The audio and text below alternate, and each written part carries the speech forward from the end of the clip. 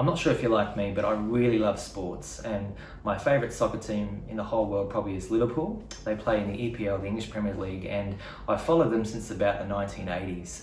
In the 80s, they were a pretty successful team. They were winning lots of sort of seasons, and it's been about 30 years though since they last won, and I've followed faithfully, consistently, but this year and of recent years they've been pretty successful. This year they are on the cusp of winning the English Premier League again. They are streets ahead of anyone, but unfortunately the season is suspended and they need at least 2 victories to secure the English Premier League this season.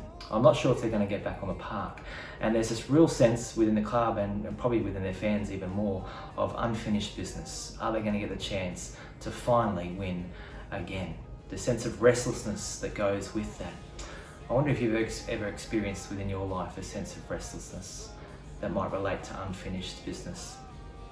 When we read John 21, this story helps us to see how Jesus' love can free us from the torment of unfinished business. It's a story about fishing, about breakfast, a story about Jesus and this incredible life-changing encounter he has with Peter. It's a story within a much larger story. It's like the convergence of the universal nature of Jesus' reconciliation ministry and the personal focus of his sacrifice. We love actually traveling overseas, and we're hoping at some point in our life to get to see a place called Niagara Falls.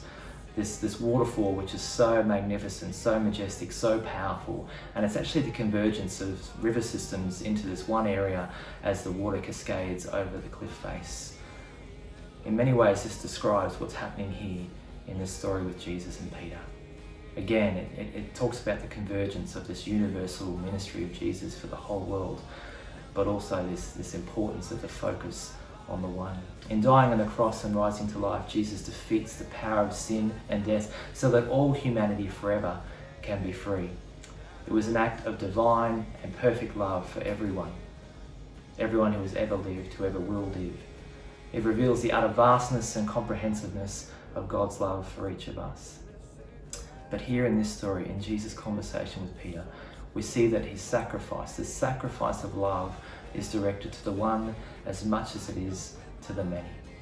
Jesus recognizes Peter's need and is intimately concerned with restoring him as much as he is in restoring the world.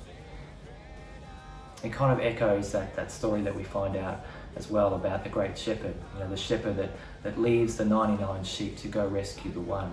And that actually doesn't make a lot of sense in some ways until you're the one. Jesus has indeed risen and redeemed the whole world. His mission, in a sense, here is completed. He had already appeared to the disciples and many others, and the time of his ascension to heaven is imminent. And yet here we find Jesus cooking a barbecue breakfast as a surprise for a few of his disciples. But this was not just some random casual feed of mollusks with some mates. For Jesus, there was some key unfinished business with Peter. His earthly ministry, his restoration agenda, was not quite yet at an end. Jesus' grace was given to redeem the whole world, and again he reminds us here that his life is given to redeem you and me. The one is of eternal value and significance to Jesus inasmuch as the many. It's not just a numbers game. He gave his life for the world, and he gave his life for you. So what was Peter's need? What was this unfinished business for Peter? Peter, as we know, was kind of bold and dynamic. However, he was often the kind of guy who would engage his mouth without restraint. I wonder who relates to that. His greatest strength in some ways was his point of weakness, his Achilles heel. John's account here tells us that Jesus had appeared to the disciples and others already. Peter had knowledge of the resurrected Lord, and yet here he was fishing. He had returned to the familiarity of his former life. Curiously, this story tells us that when Jesus was speaking with them from the shore to throw their nets on the other side of the boat, they didn't even recognize him. They didn't recognize their rabbi, teacher, their Lord, their friend. Perhaps there is a sense that if we're not expecting to see someone, then we don't recognize them. What we perceive, what we come to see, is so often about what we want to or choose to see. Comprehension is relative to perception and perspective. It's actually John, the beloved disciple who was with Jesus in the final moments on the cross. He's actually the one who realizes first the man on the shore is in fact Jesus, and he tells Peter. At that, Peter jumps out of the boat and into the water. The one who took a step of faith at Jesus' request to walk on the water in the midst of the storm now steps into water to reach out again to Jesus. You know, he could have waited till the boat came to shore, but he's off. Why? Was it Peter's bold enthusiasm rising to the fore again? Or perhaps laden with guilt, Peter desperately wanted to seek out Jesus. Have you ever had unfinished business with somebody and been given a chance to make it right? Jesus was there in part because he wanted to restore peace for Peter and reassure him of Jesus' faith in him. So how did he do this? In the same way Peter denied Jesus while warming himself by a courtyard fire just days earlier, Jesus seeks to restore him here by a fire on the beach. The setting of shame becomes the place of hope restored. In the same way Peter denied Jesus 3 times, he asked Peter 3 times over, "Do you love me?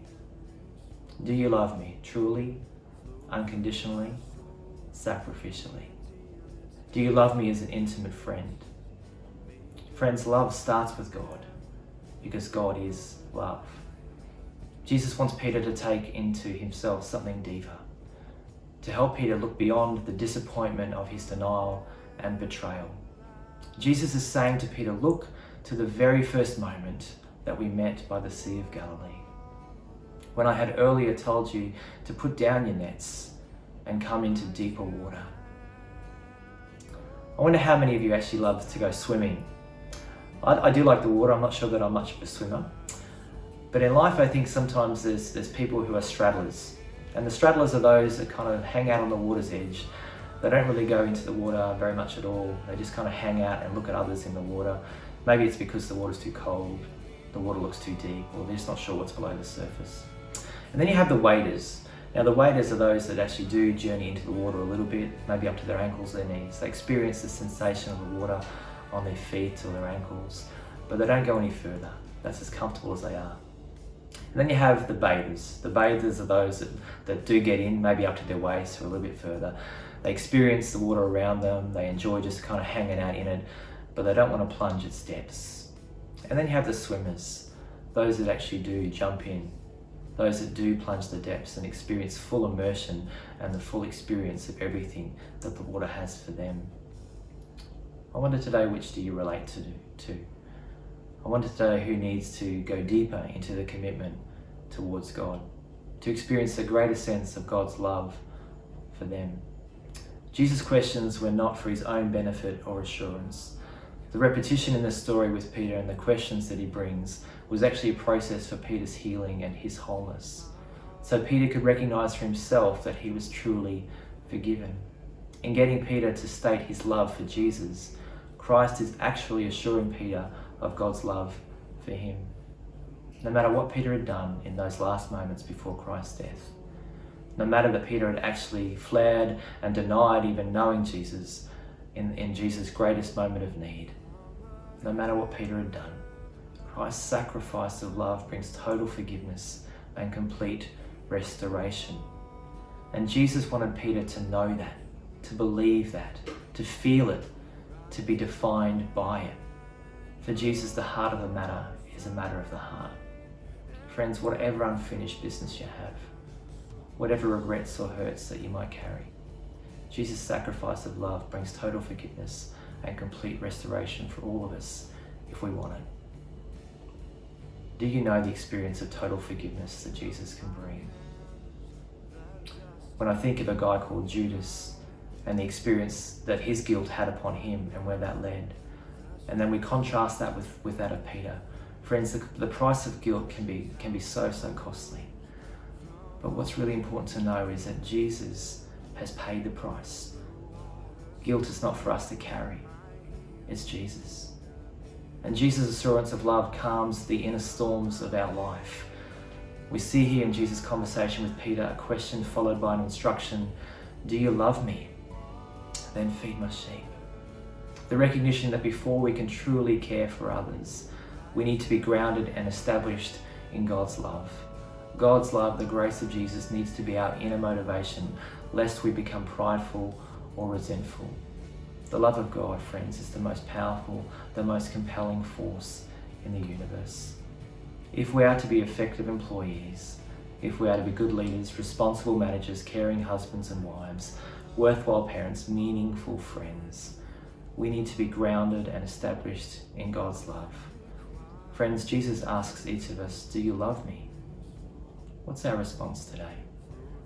Jesus wants to assure us, as he did Peter, of his utter love and grace for each of us. The one is as precious as the many. He wants to calm the storms of your life and restore you to peace.